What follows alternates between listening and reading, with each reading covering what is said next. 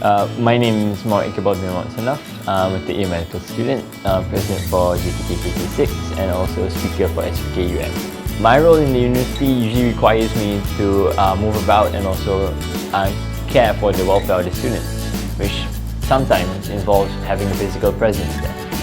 So here are 5 tips and tricks I do to keep myself and also everybody around me safe. So number 1, essential kits. Probably have your face mask with you at all times. I know it's hard for some of us to actually wear a face mask, but suck it up, it helps. Number 2, a backup face mask. Whenever the first one gets spoiled or wet, you probably want to change it. Number 3, hand sanitizers.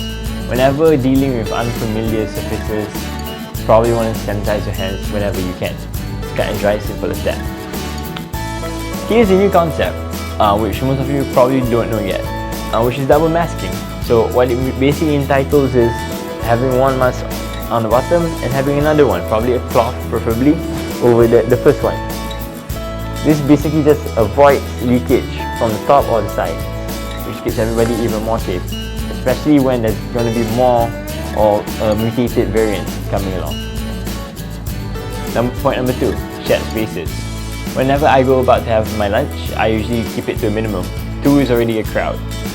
You don't want to have too much interactions with outside people.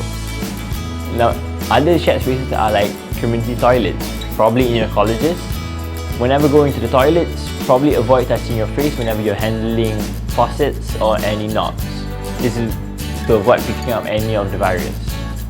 Next, point number 3, staying fit, both physically and also mentally. One way to go about this is having a jog, which on one side you can keep yourself physically fit and also you can enjoy the scenery, which keeps yourself mentally fit. I personally would actually go for a round of badminton because it doesn't require more than 2 people to have a round. But you can go about playing like ping pong or tennis or any sports that doesn't require more than 2 people. If you're ever feeling down or depressed, don't hesitate to seek help. UM has a counselling section can help you with these types of problems. Other than that, if you're up for renting, there's always UM Confession. Alright, moving on. Another thing to bear in mind is having a balanced diet. This doesn't just mean following the food pyramid, it also means having a standard time where you have your breakfast, lunch and dinner. What this does is that it doesn't throw your biological clock out of whack. If you're ever feeling down or depressed, don't hesitate to seek help. UM has a counselling section can help you with these types of problems. Other than that, if you're up for renting, there's always UM Confession. Alright, moving on. Point number 4, staying motivated in your studies.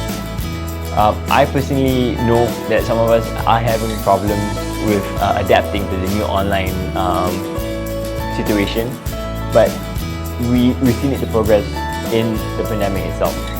I personally tend to actually have group discussions where me and my friends will actually go on a meeting and also turn on our cameras to have a bit of human interaction between ourselves.